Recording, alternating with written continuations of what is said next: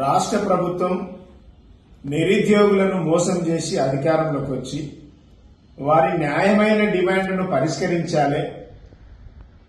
Groups prelims క్వాలిఫైకి 1:50 నుంచి 1:100కు పెంచుతామని Congress party ఆ రోజు అధికారంలోకి రాగానే చేస్తామని చెప్పి మాట ఇచ్చింది. ఇచ్చిన మాటను మేనిఫెస్టోలో పెట్టినటువంటి మాటను నిలబెట్టుకోవాలి.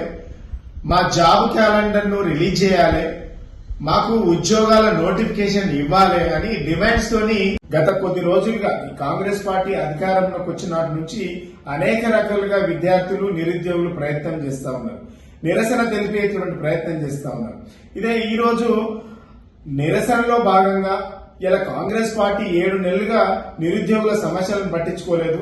వాళ్ళ సమస్యలు వినడానికి ఒక మంత్రి ఒక అధికారి కూడా అందుబాటులో లేకపోవడం, దాన్ని విద్యార్థులు తీవ్రంగా మనస్తాపం చెంది శాంతియుతమైనటువంటి పోరాటం చేయాలనేసి గత కొద్ది రోజులుగా నిరుద్యోగులు చేస్తా ఉన్నటువంటి కార్యక్రమాలు. దాంట్లో భాగంగానే ఈ రోజు పబ్లిక్ సర్వీస్ కమిషన్ ముట్టడి శాంతియుతంగా తెలిపేటువంటి కార్యక్రమం చేస్తే ఇలా ఎట్లాగో అందుబాటులో మంత్రి ఉండడు, ముఖ్యమంత్రులు ఉండరు, అధికారులు ఉండరు.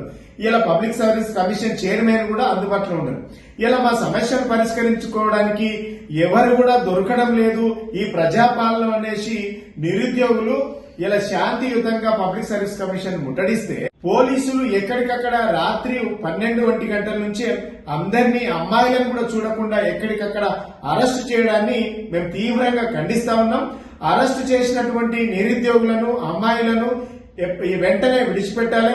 అదేవిధంగా మద్దతు తెలిపినటువంటి మా బీఆర్ఎస్ పార్టీ నాయకులను కార్యకర్తలను కూడా అరెస్టు చేయడానికి దీన్ని తీవ్రంగా ఖండిస్తా ఉన్నాం.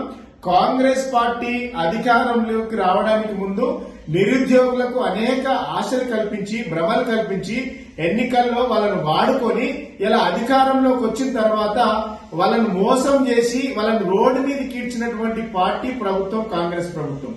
వారి సమస్యలను వెంటనే పరిష్కరించాలి, వారితో చర్చలు జరపాలి. వారు అడుగుతున్నటువంటి న్యాయమైనటువంటి డిమాండ్లను ఈ కాంగ్రెస్ పార్టీ ఈ కాంగ్రెస్ ప్రభుత్వం వెంటనే సమస్యను పరిష్కరించాలి.